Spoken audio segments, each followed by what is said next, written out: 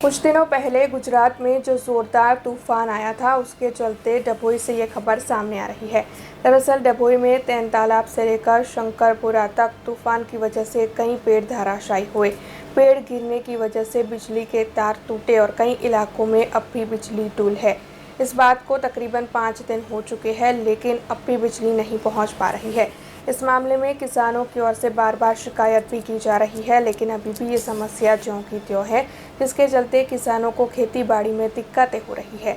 ऐसे में डभोई के किसानों की ओर से जल्द अधिकारी इस मामले में सूद लेकर पेड़ हटवाए और बिजली की समस्या सुलझाए, ऐसी मांग साझा की जा रही है।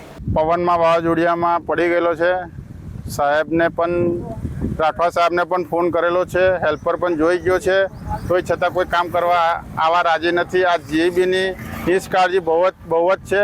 ટીસીના આગળ 2 થોંભલાઈ પડી ગયા છે, એ પણ જોયા આવા નથી। આ 3 દિવસ પહેલાં વાવાઝોડું આવ્યું હતું, તેમાં કરી ગયા છે કૂવા પાણી પાક બગડે છે, પણ જીબીવાળા કોઈ એક્શન લેવા રાજી નથી। ફોન કરીએ છીએ તો થઈ જશે એવું કરે છે। લાઇટ કૂવે સહેજ પણ લાઇટ નથી, કૂવે માણસો રહે છે તો પાણી પીવા નથી। જે બી રજૂઆત કરવા છતાંય કે એક સાથે વાવાઝોડું આવ્યું છે તો અમે શું કરીએ, એવું કહેવાનો जवाब છે એમનો। अब खबरों से लगातार अपडेट रहना हुआ आसान। बीआरजी न्यूज आपके मोबाइल स्क्रीन पर। आज ही बीआरजी न्यूज की mobile app Google play store और ऐप स्टोर से डाउनलोड करें और खबरों से लगातार जुड़े रहें।